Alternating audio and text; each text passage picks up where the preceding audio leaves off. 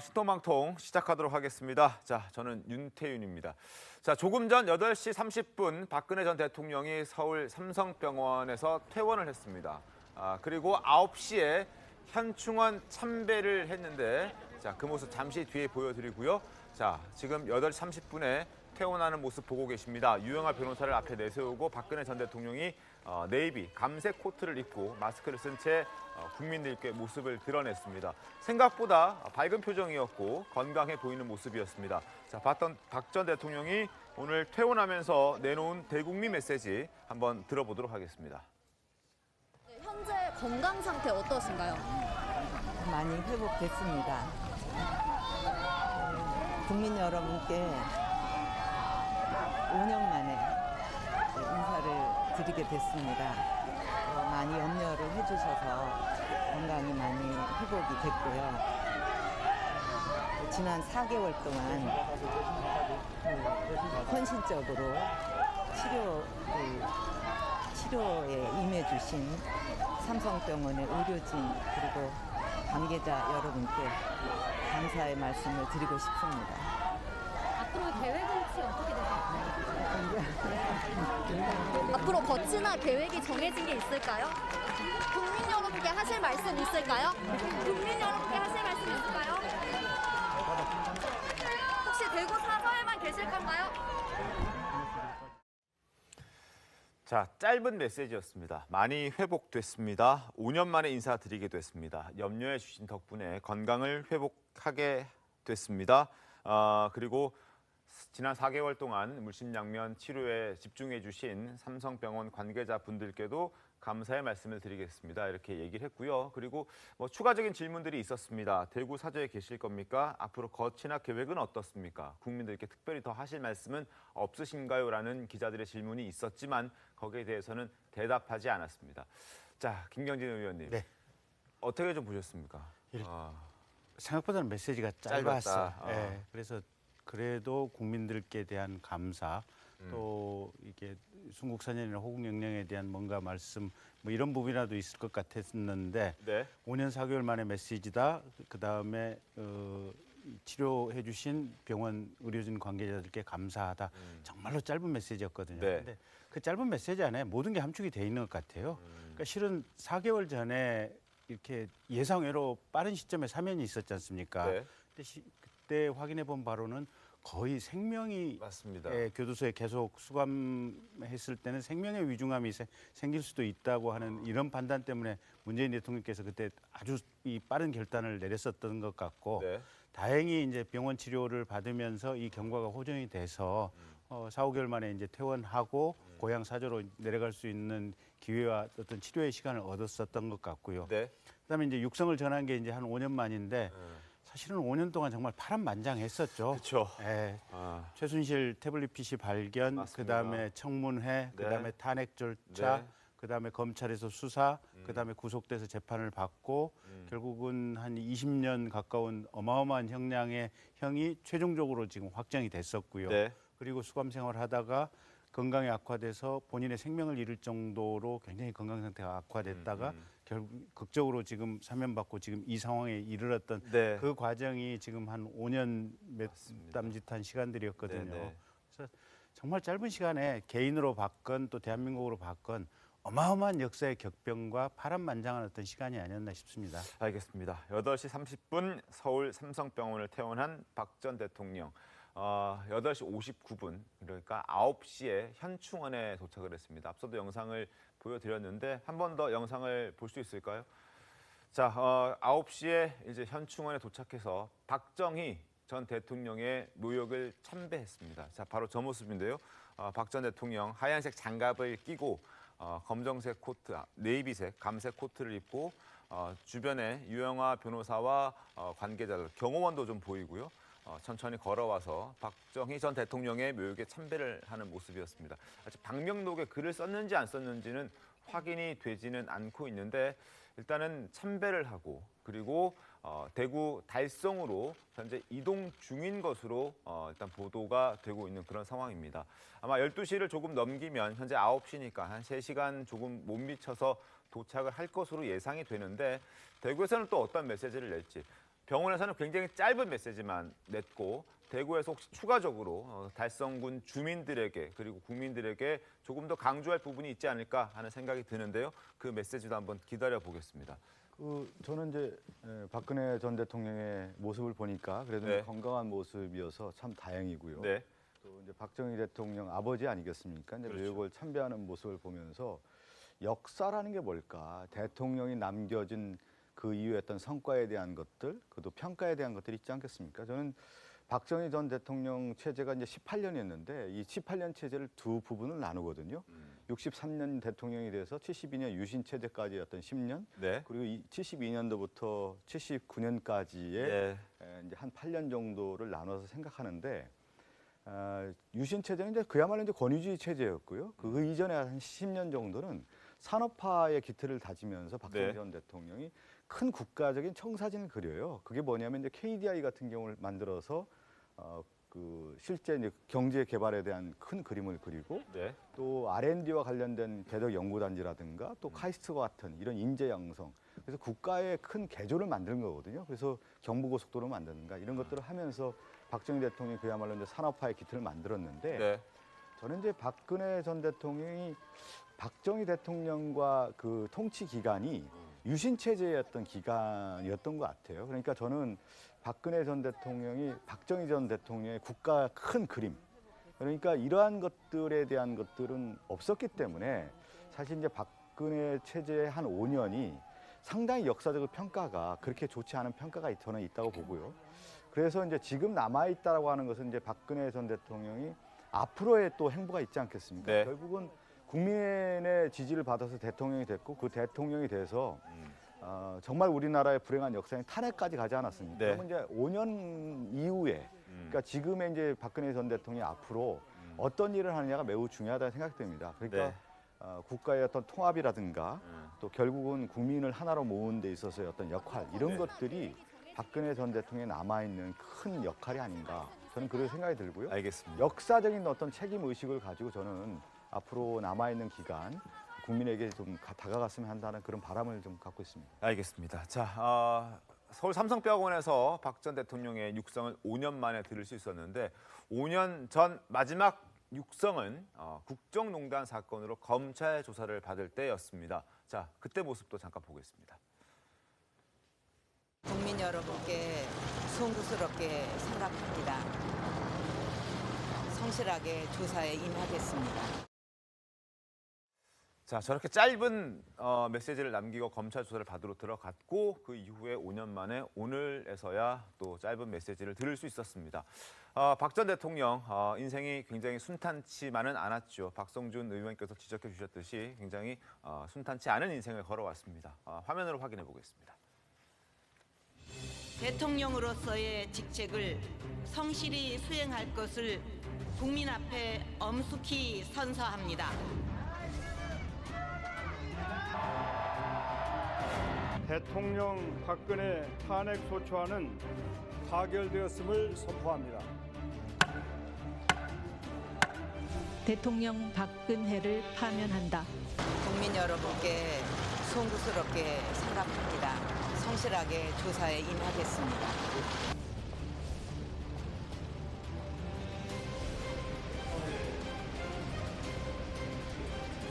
국민 여러분께 5년 만에 인사를 드리게 됐습니다.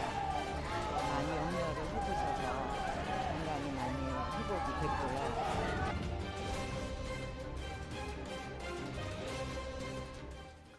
자, 또 추가적으로 박 전 대통령의 어떤 움직임과 관련된 내용들이 지금 올라오고 있는데 일단 보신 것처럼 9시에 8시 58분 정확하게는 박근혜 전 대통령의 차량이 현충원에 도착했고 박정희 전 대통령의 묘소 앞에서 이제 도착을 했고 묘소까지 걸어 올라가서 이동을 했습니다. 지금 보시는 것처럼 주변에 지지자들이 있었다고 합니다. 고생하셨다, 힘내세요라는 함성이 있었으나 여기에 대해서는 반응을 하지는 않았다고 합니다. 그리고 직원의 안내에 따라서 분향했고 고개 숙여 경례하고 1분간 묵념하는 것까지 여러분 지금 영상으로 확인할 수 있습니다. 끝나고 난 다음에 걸어 내려왔고 차량에 탑승을 했고요. 방명록이나 어떤 발언은 없었다라고 합니다. 그리고 지지자들의 환호성도 탑승하기까지 이어졌으나 이때까지도 반응은 크게 보이지 않았다라고 현장 기자의 보고가 지금 나오고 있는 그런 상황인데 일단 대구로 출발했습니다. 장유미 변호사님. 네. 달성군에 내려가면 어떻게 지낼 것으로 예상이 되십니까? 사실 이 육성이 5년 만에 최초로 공개가 됐고 대구 사저 앞에도 지금 기자들이 대기를 하고 있기 때문에 네. 또 다른 메시지가 나오지 않을까라는 생각이 드는데 일단 병원에서 나왔을 때는 정치적으로 해석될 수 있는 메시지는 극도로 자제를 한 것으로 보입니다. 네. 사실 박근혜 전 대통령이 정치인으로 있는 동안 정말 짧은 말 한마디가 굉장히 큰 파급력을 갖고 온 정도가 많았거든요. 네. 이를테면 대전은요라고 했을 때 선거 국면이 바뀌기도 했었고 그리고 참 나쁜 대통령이라고 이제 노무현 전 대통령을 지칭했을 때 또 국면이 많이 바뀌기도 해서 이 말 한마디의 위력을 정말 체감하고 있는 그런 박근혜 전 대통령이라고 할 수 있는데 네. 최소한 뭐 국민께 그리고 의료진께 감사하다는 말 이외에는 뭐 이를테면 문재인 전 대통령께 감사를 한다든지 뭐 사면에 대해서 좀 고맙다든지 이런 메시지는 내지 않아서 혹시 이 대구 사저로 내려갔을 때 그런 비슷한 말이 나올지 또 한번 눈여겨봐야 될 것 같고 앞으로는 이 윤석열 당선인이 좀 회동할 것을 좀 강한 의지를 갖고 추진하고 있기 때문에 그 부분도 좀 지켜봐야 될 대목인 것 같습니다. 김수인 평론가님은 어떻게 보십니까? 네, 저는 뭐 이렇게 건강을 회복하고 사인으로서 네. 뭐 자기 지역구였던 대구 달성군으로 가고 이런 것들에 대해서는 아무런 뭐 유감이 없고요. 근데 네. 다만 이제 정치권에서 충분히 유의를 해야 된다라고 하는 것입니다. 막 박근혜 전 대통령이 어떤 죄를 받았던 것이 없었던 것이 돼서 무죄가 돼서 나오는 것이 아니다라고 하는 걸 분명히 명심을 해야 될 것이고 박근혜 전 대통령 일부 지지 세력이 있죠. 근데 그 세력을 등에 업고 뭔가를 다시 도모한다. 이렇게 됐을 경우는 굉장히 여러 사람들에게 좋지 않은 결과를 미칠 것이다라고 하는 거를 분명히 좀 알고 있어야 될 것 같습니다. 그리고 대구 달성군이라는 지역에 대해서도 한 말씀 드리지 않을 수 없는데 네. 박근혜 전 대통령이 그쪽으로 가면서 달성군이 마치 그런 정치 성향을 갖고 있는 지역인 것처럼 그렇게 포장돼서는 안 된다라고 하는 것이고 여담일 수 있겠지만 대구 지역에서 국민의힘 지지율이 제일 낮은 데가 달성군이에요. 그렇습니다. 네, 달성군의 인구 구성이라든지 이런 부분들이 국민의힘 지지율도 낮은 지역이기 때문에 이 지역에 대한 어떤 편견 이런 것들을 만드는 계기가 돼서는 안 된다라고 하는 것이고 박근혜 전 대통령도 그 옥중에서 성찰이나 이런 것들을 했다면 본인이 어느 정도 선에서 절제해야 될지 이런 것들을 충분히 좀 생각을 해야 될 것 같습니다. 그러니까 또 오늘 저는 지금 아까 병원에서 나올 때 모습하고 네. 현충원 참배했을 때 모습하고 보면 대구 달성 사저에 가서도 그렇게 메시지가 많이 안 나올 것 같아요. 그러니까 이게 치료하고 나오시면서 거의 어떤 마음의 방향성을 정하신 게 메시지는 극도로 절제하고 자제하는 게 좋겠다. 아마 이런 내심의 생각을 하시지 않았나 지금 추정할 수 있는 것 같고요. 네. 그래서 한동안은 아마 일체의 정치적인 행보나 정치적인 메시지는 안 나올 가능성이 매우 높지 않나. 지금 이 두 가지 장면만 가지고 추정을 해보면 그런 생각이 좀 듭니다. 알겠습니다. 일단 메시지는 최대한 자제하고 하더라도 굉장히 절제된 메시지를 낼 것이다. 이런 메시지 의견을 좀 주셨습니다. 박근혜 전 대통령의 그래도 역시 이제 영향력이 있지 않습니까? 그랬을 경우에 이런 상황에서 박 전 대통령의 메시지 하나가 나온다고 했을 경우에 그 해석에 대한 것이 분분하고요. 행간의 의미를 그렇죠. 있기 때문에 네. 정치적인 여러 가지 유불리를 또 해석할 수도 있는 문제이기 때문에 저는 그러한 점은 박근혜 전 대통령이 알고 있다고 봅니다. 그래서 저도 김경진 의원 얘기처럼 아마 자제하시지 않을까 싶습니다. 알겠습니다. 자, 저희가 예상하기로는 12시쯤이면 대구 달성 사저에 도착을 할 예정입니다. 그곳은 이미 박 전 대통령을 맞이할 준비가 마무리가 됐다고 합니다. 일단 참석하는 정치인들도 꽤 있는 것으로 일단 보도가 되고 있습니다. 경찰이 지금 2천여 명이 투입될 예정이라고 하고 또 지지자들이 많이 몰릴 것으로 예상이 되기 때문에 임시 주차장도 100대 이상이 수용 가능한 그런 커다란 임시 주차장도 마련이 돼 있는 것으로 확인이 되고 있습니다. 그리고 오늘 환영 행사가 있을 예정인데 5천여 명의 인파가 예상된다고 합니다. 이 자리에는 권영진, 김재원 등 최근 대구에서 대구를 연고로 활동을 하고 있는 그리고 대구를 연고로 활동을 하고 싶어하는 이런 정치인들도 꽤 많이 참석할 예정으로 알려져 있습니다. 자, 대구 달성군 주민들은 오늘뿐만 아니라 사실 몇 개월 전부터 박 전 대통령의 사저가 달성군에 마련됐다라는 보도가 나오고 난 직후부터 현장을 굉장히 많이 찾아서 방문을 하고 하는 모습들을 보여왔었습니다. 자, 당시 주민들의 목소리도 한번 확인을 해보겠습니다. 대구를 사랑하고 달성을 사랑하는 이 지역에 오셨으니까 우리가 환영하는 그런 마음으로. 고생 많으셨던 박근혜 대통령님 나오신다 그러니까 조용하게 사시게. 그러니까 앞으로 계속 올 거예요. 다음에 차도 한 잔 먹고 뭐 도시락도 사서 먹고 할 거예요. 자, 그리고 구속이 된 이후부터 퇴원을 하는 이 순간까지 박 전 대통령 곁을 지킨 사람이 있죠. 바로 유영하 변호사인데 과거 어떤 얘기를 했는지 한번 들어보도록 하겠습니다. 많은 심려를 끼쳐드려 국민 여러분께 송구스럽다는 말씀을 드립니다. 아울러 변함없는 지지와 성원을 보내주셔서 감사합니다. 신병 치료에 전념해서 빠른 시일 내에 국민 여러분께 직접 감사 인사를 드릴 수 있도록 하겠습니다.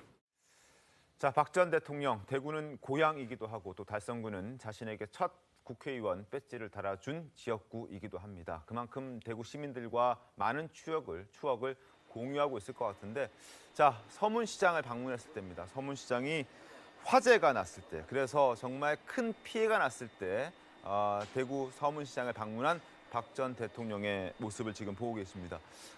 지금 관계자와 어떻게 이 화재 현장을 수습하고 해결해야 할지를 고민하고 있는 모습도 보여줬고, 그리고 이곳저곳을 둘러보면서 피해를 복구해야 하는 그러한 대통령으로서의 어떤 표정도 엿볼 수 있는 그런 장면이었습니다. 저때 아마 기억하실 텐데 많은 분들이 서문시장이 완전 다 타버려서 이게 복구가 가능할까라는 걱정까지 상당히 많았던 그런 시기 아니었습니까, 김경진 의원님? 예, 그랬던 것 같아요. 예.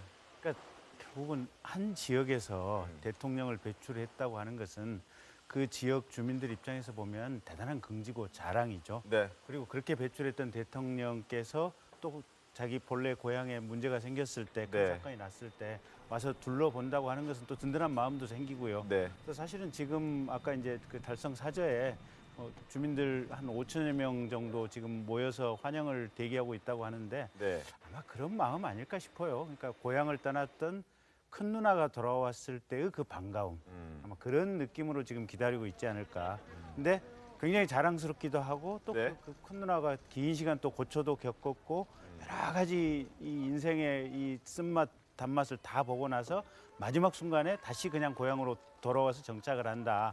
이걸 기다리고 있는 국민들의 그 느낌, 아마 그런 상황이 아닌가 싶습니다. 알겠습니다. 그리고 이제 퇴원을 하게 되니까 또다시 이제 궁금한 점들은 과연 윤 당선인, 윤석열 당선인과 만나기는 할 것인가, 만나면 어떠한 형식이 될 것인가, 윤 당선인이 대구를 찾아갈 것인가, 아니면은 지금 윤 당선인 측 인수위에서 흘러나온 얘기를 보면은 전직 대통령에 대한 예우를 갖춰서 취임식에 박 전 대통령을 초청하겠다라는 부분을 검토하고 있는 것으로 알려지고 있습니다.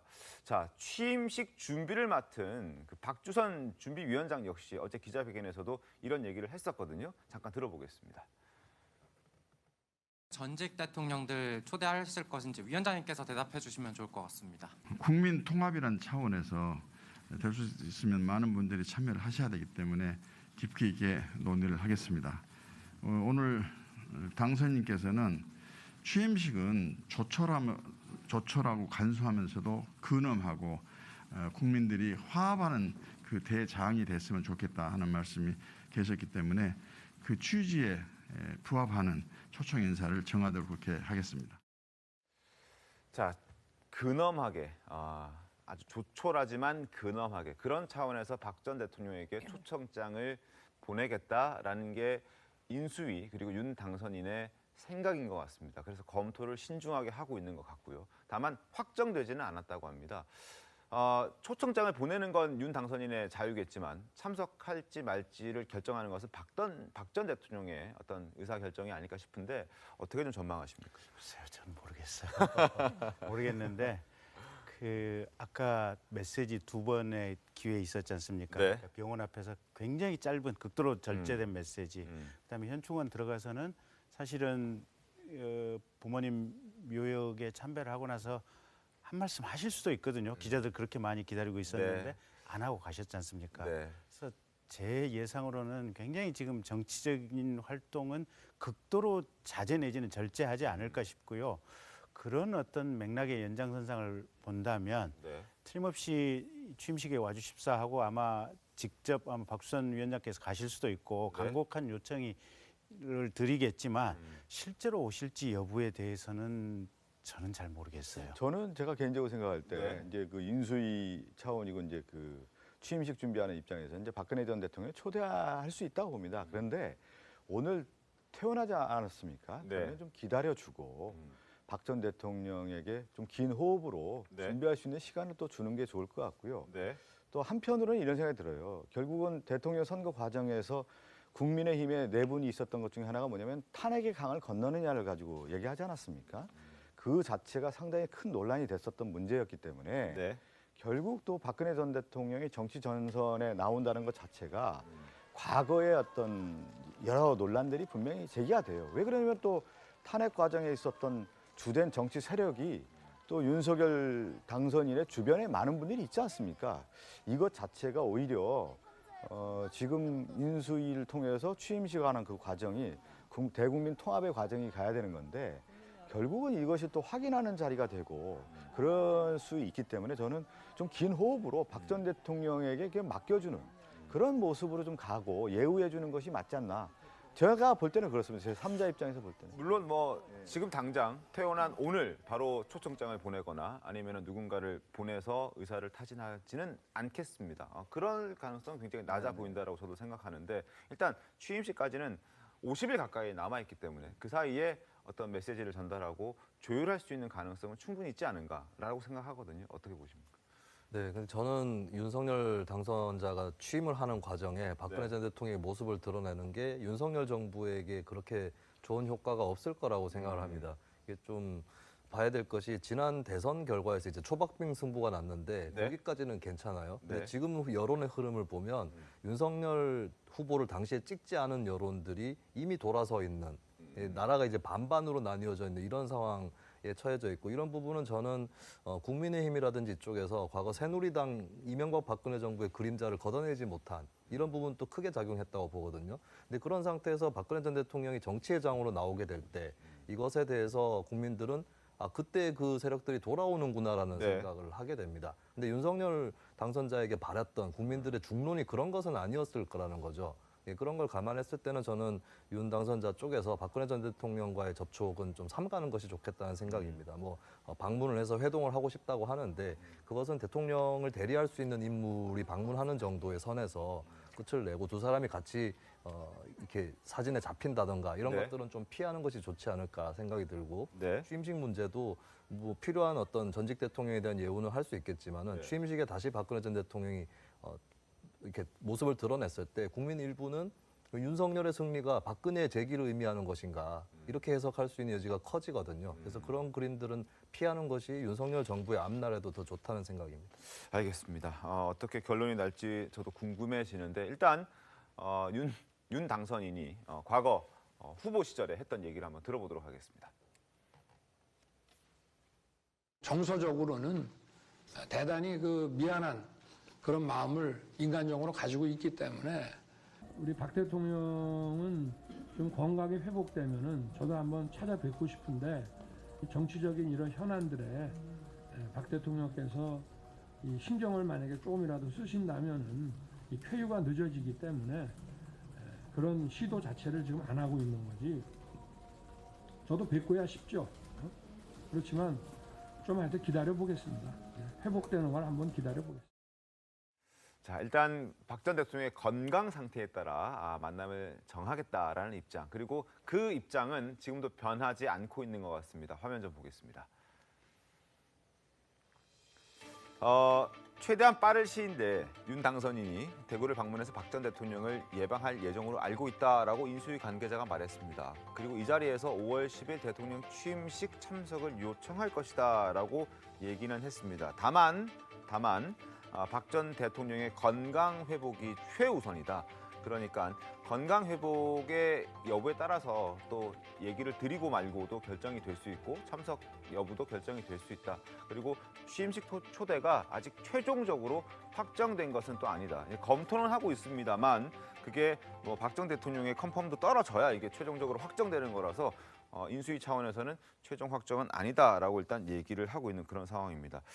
장윤 변호사님은 어떻게 전망하십니까? 저는 일단 박근혜 전 대통령의 정치적인 영향력이 상당히 축소된 상황이고 총선 때도 메시지를 냈지만 거의 파급력이 없었기 때문에 어떤 뭐 예우 차원이나 통합을 위해서 저는 취임식에 초청하는 것 자체는 나쁘지 않다라고 생각하고 그 선택지를 박근혜 전 대통령에게 주는 것도 좋을 것 같습니다.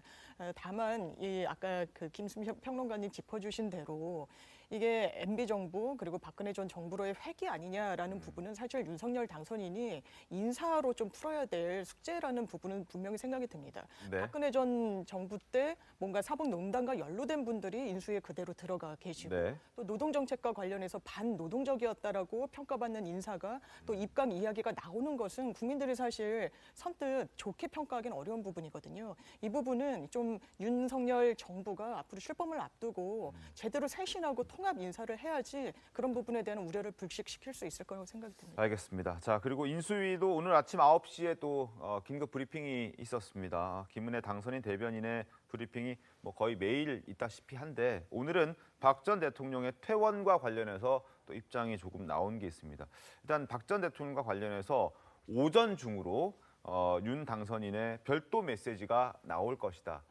지금 준비 중인 것 같습니다. 아직 명확한 메시지를 나온 건 아니지만 오전 중에 박 전 대통령 관련해서 메시지를 별도로 내겠다.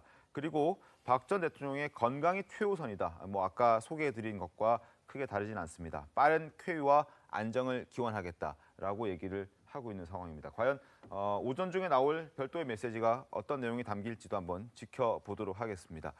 자, 박 전 대통령의 퇴원 소식과 그리고 퇴원 이후의 어떤 행보 그리고 취임식에 참석할 것인지 말 것인지에 대한 전망을 지금까지 좀 해봤습니다. 아직까지는 다소 부정적인 의견들이 좀 많았던 것 같습니다. 앞으로 50일 정도 남은 만큼 어떻게 변화가 이루어질지 또 당선인의 움직임은 또 어떻게 바뀔지 한번 지켜보도록 하겠고 그리고 윤 당선인의 취임에 또 다른 여성도 참석을 하겠죠. 또 주목되고 있는 다른 인물이 있습니다. 바로 당선인의 부인인 아내 김건희 여사의 참석 여부인데 일단 참석하겠다라고 박주선 준비위원장은 말했습니다. 자, 목소리 확인하겠습니다. 혹시 부인 김건희 씨는 참석을 어떻게 결정이 되신 건가요? 그건 질문을 하실 사항이 아닐 것 같은데요. 당연히 대통령 부인께서 참석하는 것은 당연한 거 아닙니까? 자, 질문할 수 있죠. 당연히 참석할 것으로 예상됐던 현장의 모습을 드러내지 않았기 때문에 저 자리에 저 기자는 질문을 했던 것 같습니다. 그리고 박주선 준비위원장은 당연히 참석한다라는 반응으로 대답을 했습니다. 어떤 모습으로 참석할 것으로 보이십니까? 글쎄요, 그냥 통상적인 모습이겠네요. 그러니까 행사장에 참석한다. 그냥 딱 이 정도만 인식을 해주셔도 거기까지? 예. 지금까지 이게 쭉 윤석열 당선인의 스타일을 옆에서 보면 네. 본인이 말을 할 때 굉장히 신중하게 하고 말한 건 거의 그대로 지켜집니다. 그러니까 청와대 인력 최소한 30% 이상 감축하겠다라고 하는 것도 지켜질 것이고 네. 그다음에 기존의 배우자 담당했던 제2부속실 폐지한다라는 것도 지켜질 것이고 네. 그다음에 대통령의 배우자는 그냥 배우자일 뿐 어떤 공적인 활동은 안 할 것이다.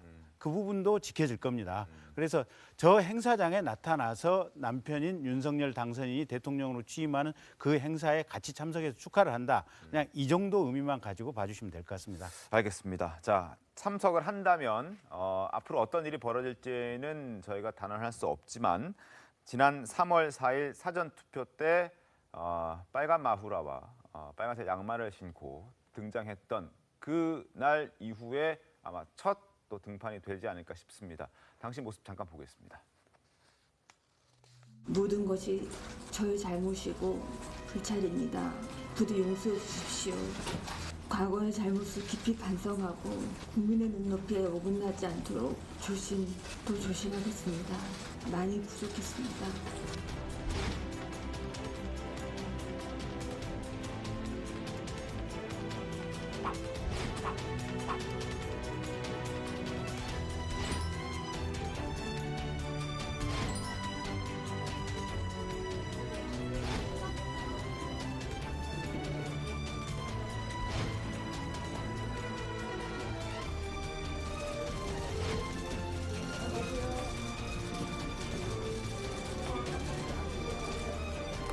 소감 한마디 부탁드릴게요. 고생 많으십니다.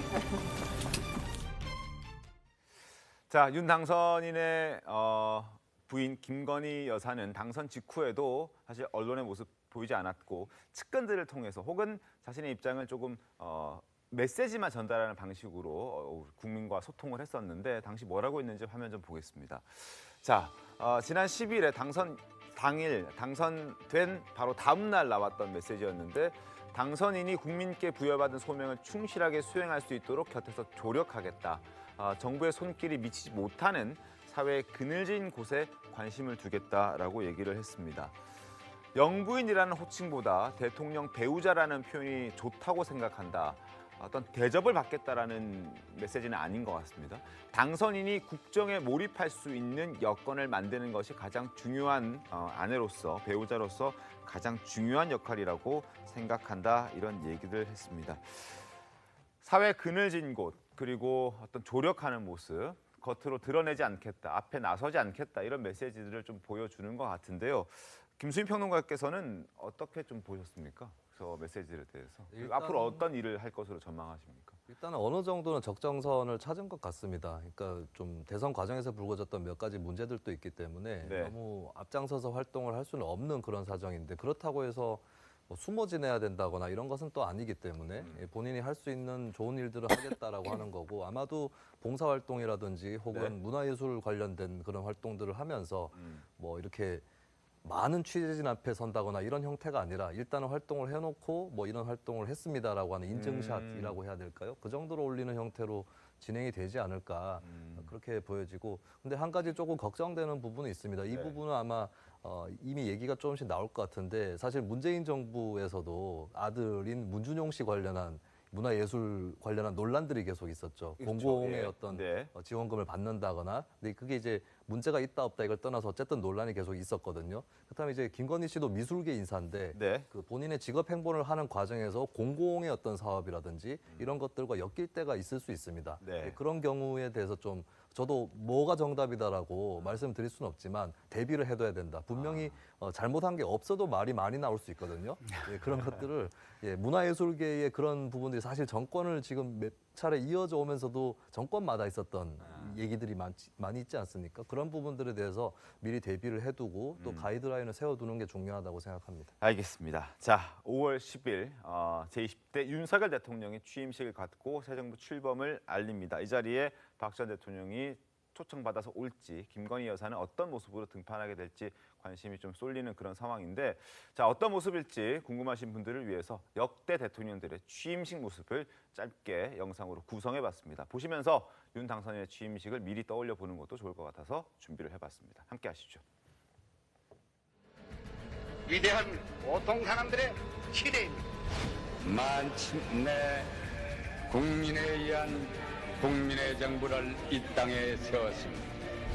정부 수립 50년 만에 처음 이루어진 여야 간 정권 교체를 동북아의 번영의 공동체를 이룩하고 평화의 공동체로 발전해 경제를 발전시키고 사회를 통합하겠습니다. 국민이 행복한 제2의 한강의 기적을 이루겠습니다. 기회는 평등할 것입니다. 과정은 공정할 것입니다. 결과는 정의로울 것입니다.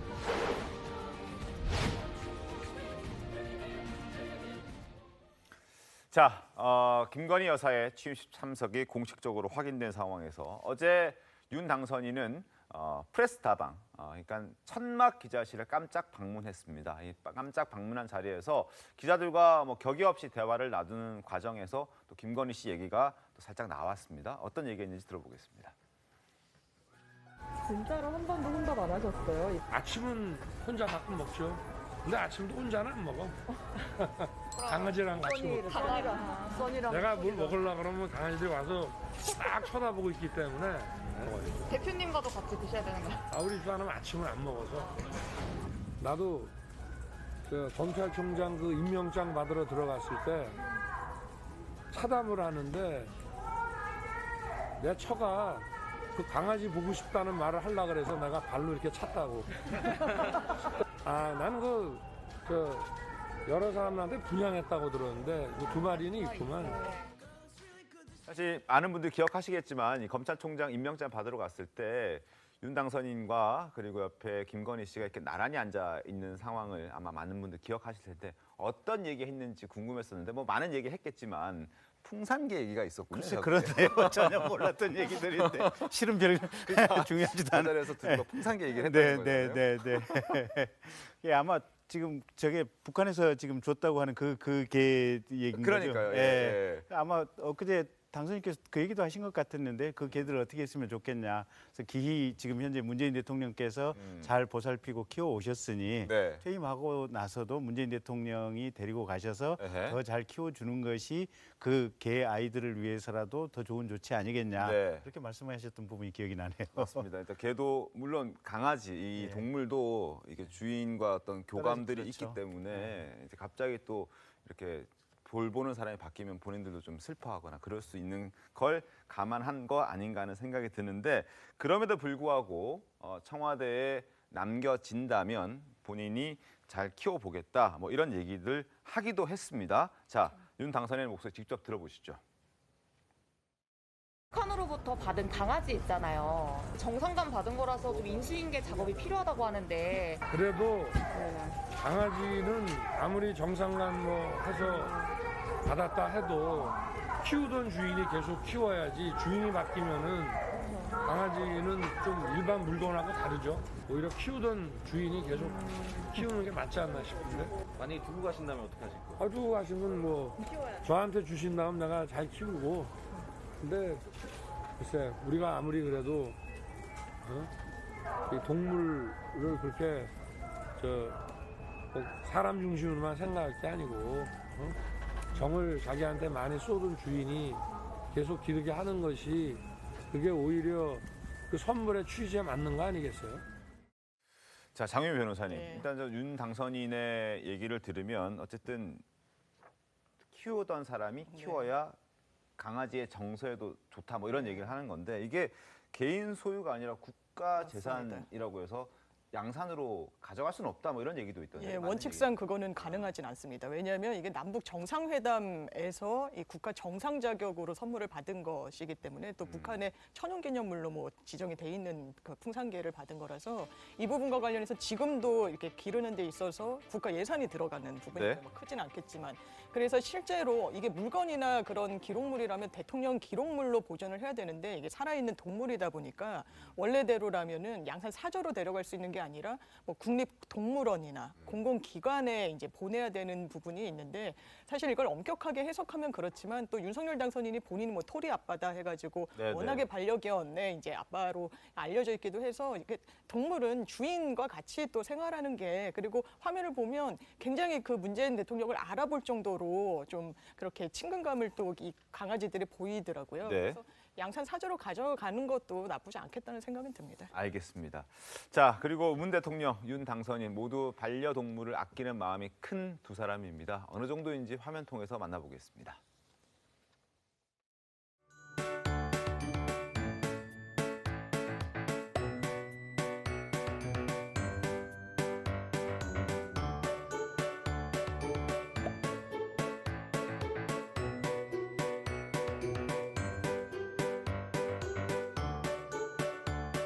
산이라 확실히 알 수 있어요. 이놈이 제일 살찌는 건 산이에요.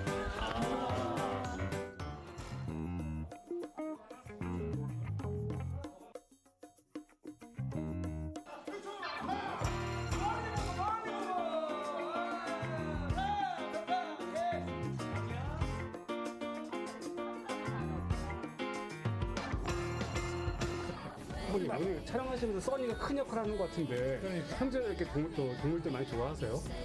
그럼요.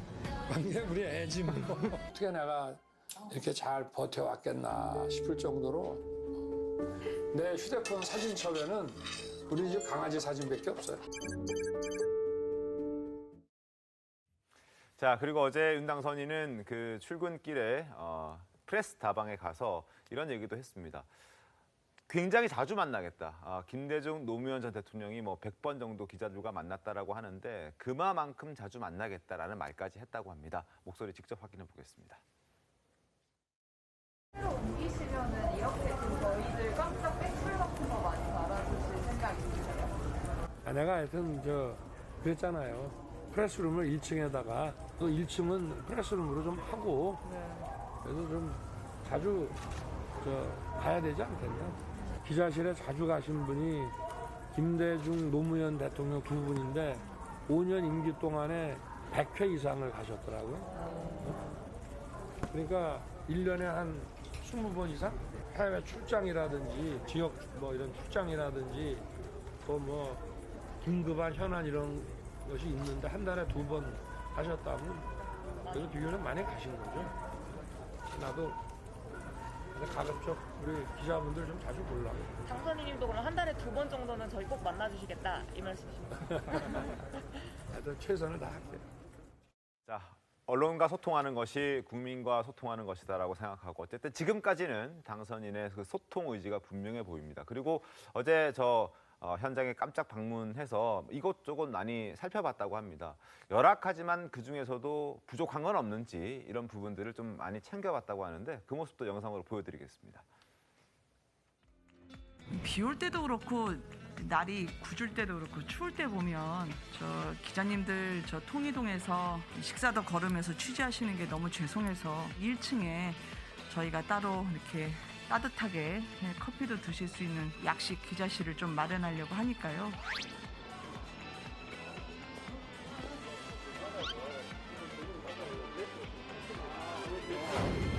좋은 환경을 만들어드려야 되는데 일단 써보고 우리 안에 들어가서 막 처리해주고 요즘 비워놨어요 여기? 냉장고만 있으면 돼요. 여기 핀란드 좀 비운 게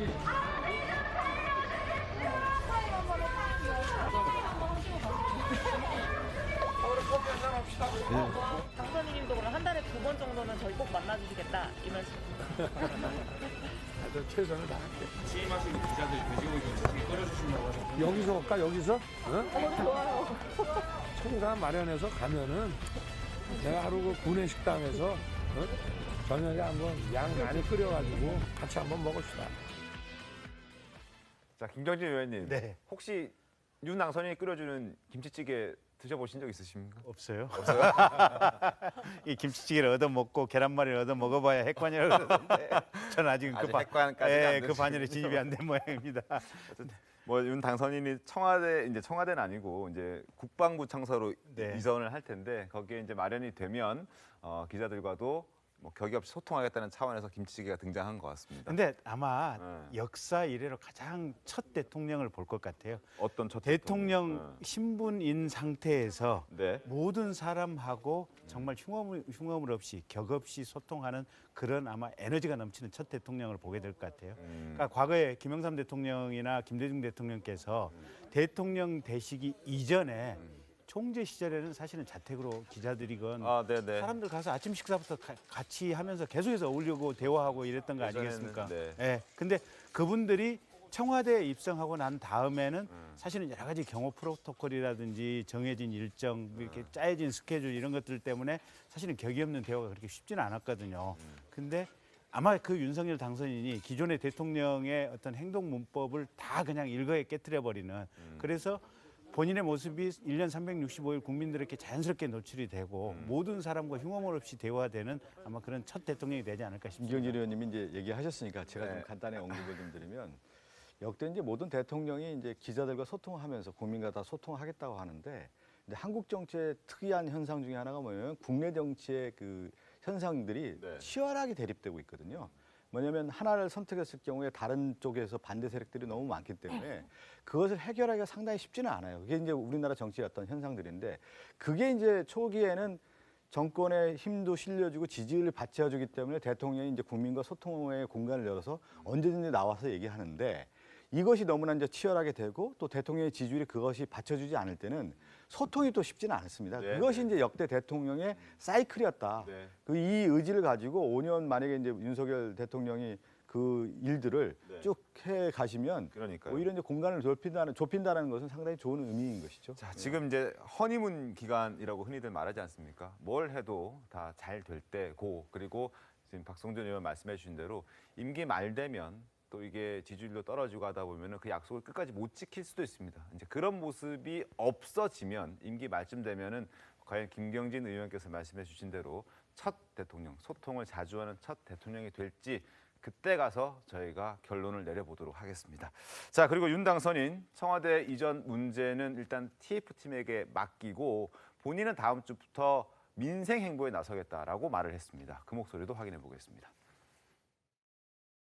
지역 민생도 가신다고 들었는데 이제 가급적이면 취임 전에 좀 다녀야 되는데 또 여기 인수위 일도 있고 뭐 그래서 그 사이사이에 하여튼 시간을 좀 내가지고 좀 인사도 다니고 해야 되지 않겠나 싶어요. 어딜 제일 먼저 가고 싶어요? 자, 글쎄라고 말을 아끼긴 했습니다만 윤 당선인은 선거운동 기간에 다시 찾겠다고 약속했던 곳들부터 아마 우선적으로 방문할 계획인 것으로 알려져 있습니다. 실제로 당선된 이후에 첫 방문지였던 남대문 시장도 후보 시절 재방문을 약속했던 곳이기도 합니다. 화면 보겠습니다.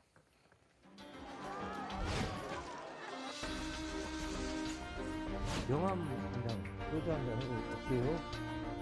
그 말씀을 하셨거든요. 근데 이제 실제로 이렇게 진짜 오실지는 몰랐지. 제가 지난 11월에 왔었죠. 국민들이 어려우면 나라 전체가 어려워. 중산층으로서 충성하게 이 국가 경제 사회를 받쳐줘야 이게 나라도 끄떡이 없는 거 아니겠습니까? 어머니하고 같이 무슨 식기니 뭐 이런 거 집에 가정용품 다 여기서 샀잖아요. 수입 물품에 뭐 없는 게 없었죠.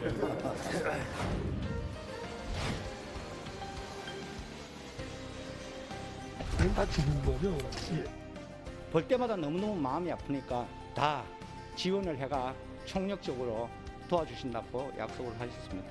피해 규모가 또 좀 차이가 날 테니까 차등을 공평하게 둬서 보상이 될 수 있게 그런 자료 같은 것도 좀 어떻게 하면 되는지 그런 것도 좀 잘 보시고. 자, 앞으로 어떤 행보를 하는지 더 추가적인 소식이 나오면은 바로바로 전해드리겠습니다. 그리고 용산 집무실 이전이 늦어지면서 관저 입주도 함께 미뤄지고 있는데 결국 당분간은 서초동 자택에서 출퇴근하는 것으로 통이동으로 출퇴근하는 것으로 결정을 했다고 합니다. 그런데 여기에 김어준 씨가 또 한마디를 거들었습니다. 어떤 얘기가 있는지 들어보겠습니다. 집에서 출퇴근하겠다. 통이동에 계속 출퇴근하겠다. 이거 너무 억지 아닙니까? 그 2달 정도라도 그냥 있는 시설 이용하면 되잖아요. 계속 있으라는 게 아니라. 박근혜 전 대통령의 경우에는요. 인수위 시절에 경호 문제 때문에 삼청동 안가로 옮겨서 거주한 적이 있어요.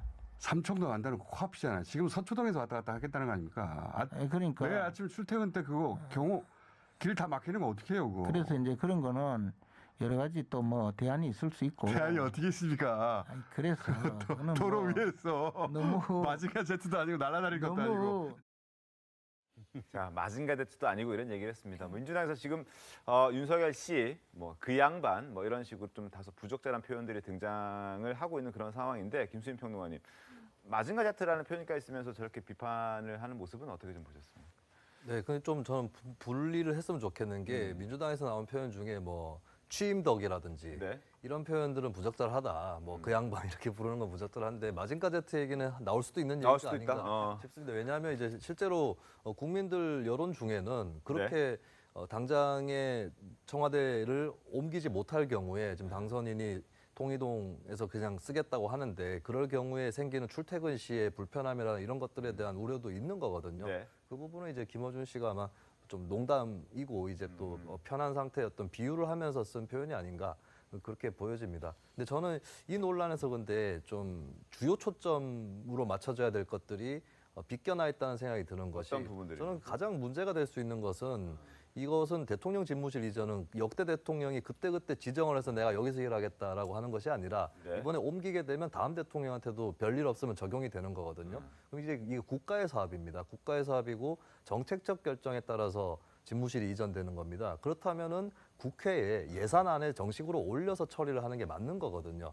국회가 국민의 대표 기관인 것이고 뭐 이제 기자들하고 자주 만나고 시장상이라고 만나고 이런 것보다 더 중요한 것이 국회를 패싱하면 안 된다라고 하는 겁니다. 근데 지금 추구하고 있는 것이 이제 예비비를 쓰는 이 국회 패싱하는 방법이기 때문에 이제 언론에서도 비판을 할 때 주로 이런 점에 좀 초점을 맞춰서 비판을 하는 게 맞고 당선인 측에서도 여기에 대해서 초점을 맞춰서 어떤 논리를 준비하는 게 맞다고 생각합니다. 좀 앵커께서 이제 민주당 얘기를 하셔서 제가 좀 언급을 하면 그 민주당이 이 용산 시대에 이전하는 거에 대해서 반대하는 건 아니에요. 무슨 얘기냐면 충분히 수기하고 토론하고 공론을 모았다고 하면은 얼마나 좋겠어요. 그 얘기를 하는 겁니다. 저는 윤석열 당선인이 용산 시대를 열 때 새로운 역사를 열 수 있다고 봐요. 그리고 새로운 시대를 열 수 있다라고 하는 것을 국민적 어떻게 보면 화합의 장으로 만들 수 있는 극적인 일이라고 할 수가 있는 건데 여기에 가장 빠진 게 뭐냐면 모든 일이 이루어질 때 우리가 그런 얘기 하잖아요. 천시, 인화, 지리.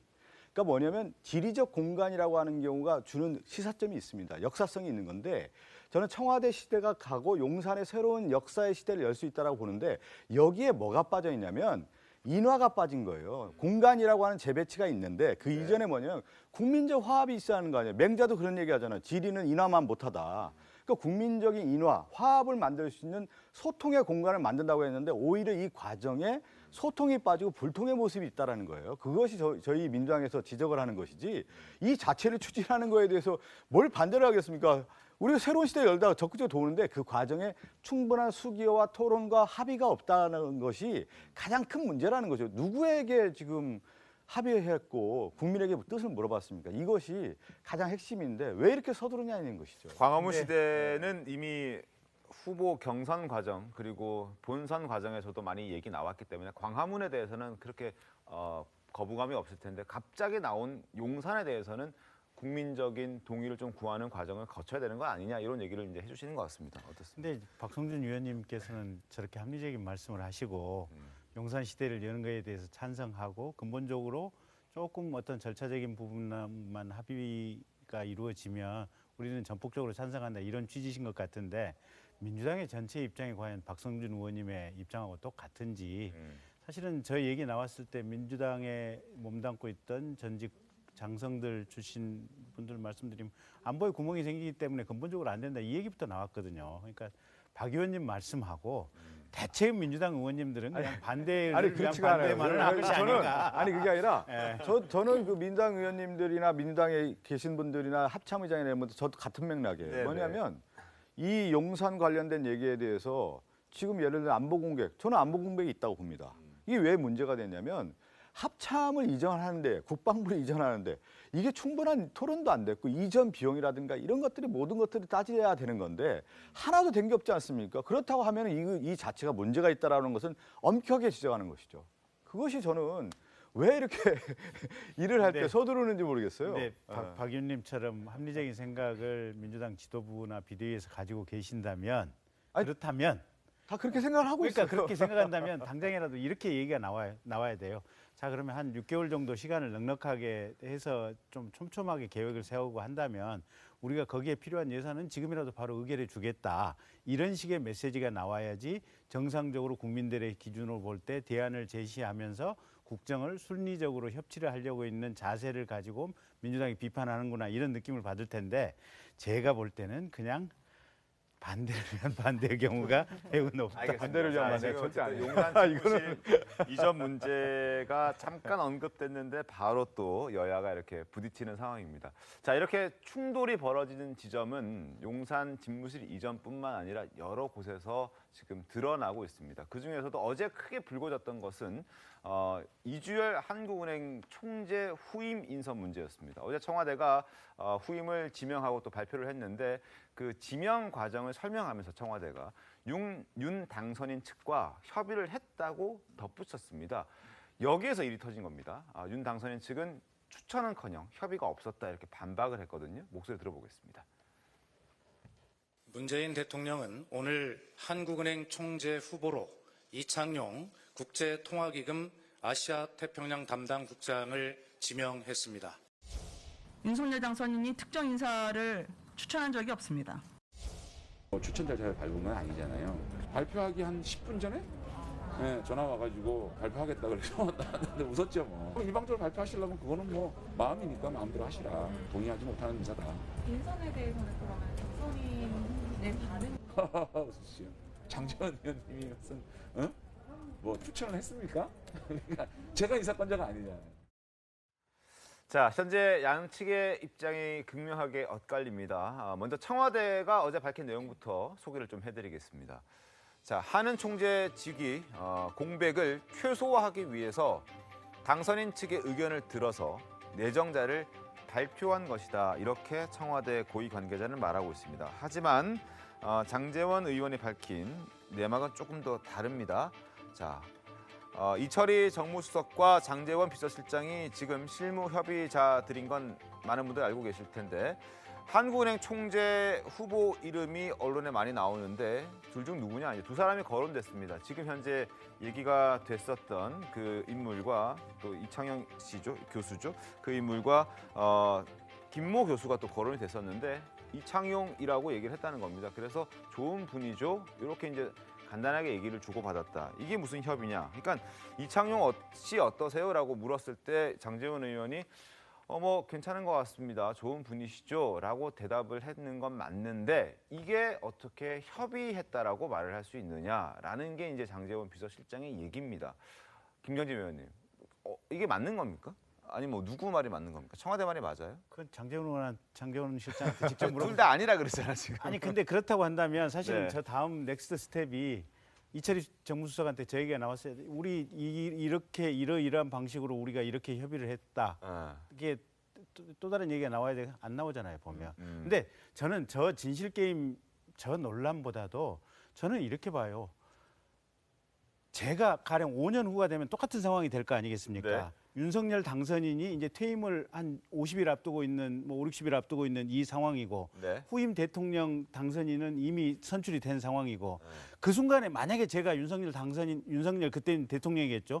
윤석열 대통령의 참모라면 자 이제 인사권 그만 행사하십시오. 후임자한테 넘겨주십시오. 인사권 행사하지 말고 당신은 지금 임기 2달밖에 안 남았지만 후임자는 5년 동안 자신의 어떻게 보면 뭐 경제 정책 모든 정책을 이미 펼쳐 나가야 될 거 아닙니까? 근데 2달 남으신 대통령께서 왜 인사권을 행사하려고 하십니까? 제가 만약에 그 순간에 5년 후에 윤석열 대통령의 참모 자리에 위치해 있을 수 있다면 저는 인사권 행사하지 마라 그러겠어요.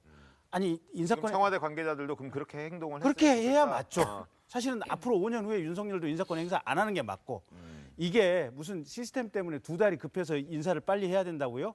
아니 노무현 대통령 탄핵당했을 때 2달 동안 고건 총리가 직무대행했어도 아무 문제 없었습니다.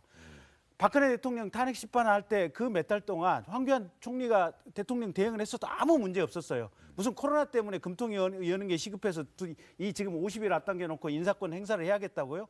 아니 코로나가 지금 하루 이틀 얘기입니까? 벌써 2년 3년째 얘기 아니겠습니까? 저런 거 대한민국이 이미 대통령 직위부터 시작해서 모든 게 시스템으로 돌아가는 게 이제 완비가 돼 있는 겁니다. 금통위 회의 한두 번 때문에 굳이 지금 이 임기 4년짜리 결국 후임 대통령과 이 임기 내내 같이 통화 정책을 같이 해야 될 이 한국은행 총재를 임명해야겠다. 저는 저거야말로 헌법 정신을 위배하고 인사권 행사라는 명목으로 권력을 남용하고 있다라고 보고 있고요. 지금 이 순간에 했던 논쟁은 사실은 윤석열 대통령 당선인도 머릿속에 명확하게 기억을 했다가 본인이 후임 대통령이 뽑히는 그날부터 일체 인사권 행사를 안 하는 것이 헌법 정신에 맞다고 보고 이 부분이 사실은 법 규정이나 이게 논란이 있다면 나중에 헌법 개정을 할 때 혹은 최소한 정부조직법이라든지 공공기관 관련 법을 할 때 후임 대통령이 선출이 되면 이건 협의를 하도록 한다든지 이런 조항을 만들어두는 게 맞다고 봅니다. 김건희 의원님 여러 번 말씀하셨는데 제가 보면 행간의 의미를 봤을 때는 이철희 수석이나 아마 청와대에서 분명히 협의를 한 것 같습니다. 협의를 했고요. 그 내용을 봤을 때는 그렇게 느껴지는 건데 저는 이런 생각이 좀 들어요. 장제원 비서실장이 지금 가장 중요한 일들을 하고 있지 않습니까? 권성동 의원도 그렇고 그 권력을 이양기에 있어서의 새로운 어떤 수권의 그 차기 정부의 모습들은 차분하게 갔으면 좋겠어요. 그러니까 뭐냐면 일을 할 때 충분하게 또 얘기할 수 있는 거 아니겠습니까? 근데 제가 볼 때는 일의 어떤 과정에서 보면 너무 좀 힘이 들어간 거 아닌가 생각이 좀 들어서 좀 힘 좀 빼면서 충분하게 얘기할 수 있지 않겠습니까? 만약에 협의가 왔다고 하면 검토하고 또 만나보자 이렇게 얘기가 돼야 되는 건데 저는 그러한 모습이 좀 없다 보니까 서로 이제 오해의 소지가 너무 있는 거 아닌가 이런 생각이 들어요. 왜 협의를 하지 않았겠습니까? 협의했다고 봅니다, 저는. 알겠습니다. 힘 사실 좀 뺐으면 좋겠습니다. 진위 여부는 이제 두 사람만 알 텐데 일단 언론에 공개된 건 두 사람 입장이 너무 극명하게 엇갈린다라는 점을 좀 말씀을 드렸습니다. 어쨌든 감정 싸움의 양상으로 번지는 모습입니다. 윤석열 당선인이 특정한 인물을 추천하거나 또 한 방식은 아니었다 이렇게 장제원 비서실장은 얘기를 하면서 이런 얘기도 덧붙였습니다. 청와대가 갖고 있는 의도가 무엇이겠느냐. 자, 바로 감사위원 임명 강행을 위한 일종의 명분 쌓기다라고 장제원 의원 나는 생각한다 이렇게 얘기합니다. 감사위원 이 뭐가 그리 중요한가라고 생각하실 수도 있는데 감사위원 한 명이 지금 누구의 의사대로 임명이 되냐에 따라서 향후 감사 방향이 바뀔 수 있습니다.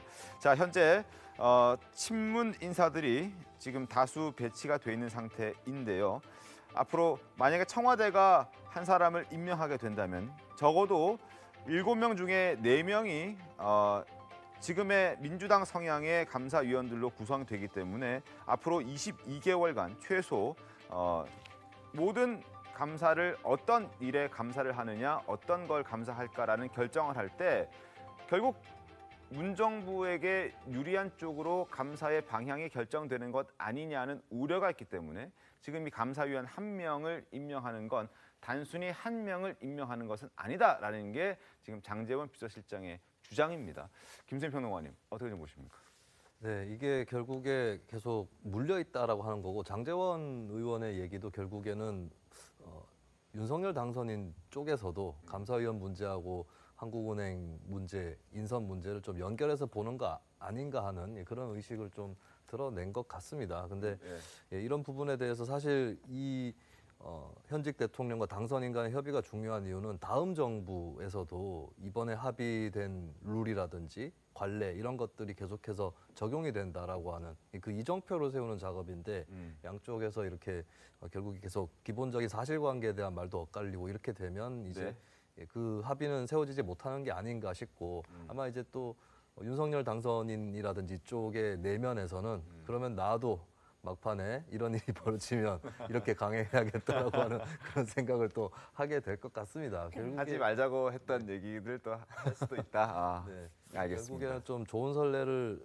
세우진 못한 것 같고 국민 입장에서 답답한 것은 이 진실 공방에서 사실 뭐 어느 쪽 편을 들어야 되는 필요성이 일반 국민 입장에서는 없는 거거든요. 사실관계 자체를 모르는 그런 상황인데 그래서 정치권이 사실 막후에서 실력을 보여주는 것도 중요한 부분인데 그게 안 되고 있구나라고 하는 그런 생각이 드는 것이고 저는 한편으로 드는 생각은 자꾸 이런 식으로 할 거면은 중간중간에 계속 기록을 남겨두거나 하는 게 나을 것 같다는 생각도 듭니다. 그러니까 예를 들어서 인사를 추천했다라고 했을 때는 인사 추천을 누구라고는 얘기를 못 하더라도 몇 명을 받았다.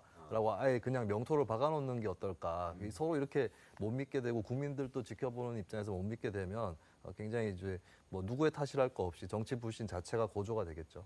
알겠습니다. 자, 결국 이러저러한 과정들을 거치면서 회동은 차일피일 미뤄지고 있고 계속 표류하고 있는 그런 상황인데 앞으로도 당분간은 두 사람의 회동은 요원한 것 아닌가 하는 얘기들이 나옵니다. 심지어 이 회동이 무산되진 않을까 하는 가능성까지 제기가 되고 있습니다. 목소리 확인해 보겠습니다.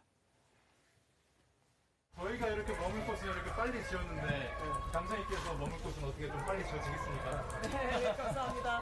뭐 정부에서 알아서 혹시 언제쯤 보실 수 있을 것 같으세요? 글쎄 그거는 뭐 저도 잘 모르겠습니다.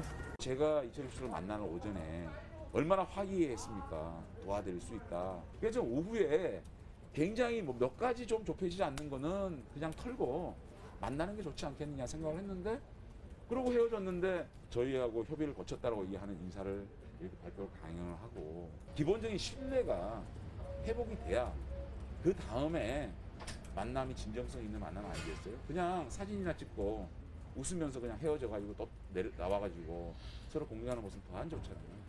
그래서 어떤 조건이 없고요. 윤석열 당선인은 이게 국민을 위한 결실을 낼 수 있다면 여야를 떠나서 누구든지 만날 수 있다. 라는 입장을 견지해 왔습니다. 저는 순리대로 해결되기를 바랍니다. 장유미 변호사님, 네. 회동이 없진 않겠죠. 결국 취임식 때 첫 만남이 되는 모양새는 안 되지 않겠습니까? 예, 일단 만나야 되는데 저는 거기 무산 가능성까지 제기되는 가장 큰 원인 중에 하나는 이미 신권력이 된 윤석열 당선인 측에 있는 게 아닌가라는 생각이 듭니다. 왜냐하면 지금 뭐 인사 문제도 만나서 풀어야 되는 부분이 있죠. 인사권자가 대통령인데 그걸 하지 말라라고 요구할 수는 없는 겁니다. 그렇지만 또 한편으로는 본인들의 정책 방향성과 같이 갈 수 있는 인사들을 또 등용해야 되는 그런 문제가 있고, 그렇다면 이 부분을 만나서 협치로 해야 되는데 처음부터 MB 사면을 거론하고 대통령의 권한인 부분을 이야기하면서 뭐 김경수 지사 때문에 사면을 안 할 수 없을 것이다라는 건 상당히 청와대 입장에서는 모욕적일 수 있거든요. 뿐만 아니라 인사권도 어쨌든 법령상 대통령에게 귀속하고 있는 부분인데 그 부분을 행사하지 말아라고 하는 건 점령군으로 비칠 수 있어서 언제까지 전 정권 탓만 하고 있을 수 있겠습니까? 좀 책임감 있는 국정 운영 해주시기 바랍니다. 알겠습니다. 자, 오늘 박 전 대통령의 퇴원 소식부터 지금 인사 문제로 충돌하고 있는 신권력과 구권력의 양상까지 말씀을 좀 드렸습니다. 잠시 뒤에 돌아오겠습니다. 네, 오늘 준비한 시토마토 여기까지입니다. 내일도 신통하게 돌아오겠습니다. 고맙습니다.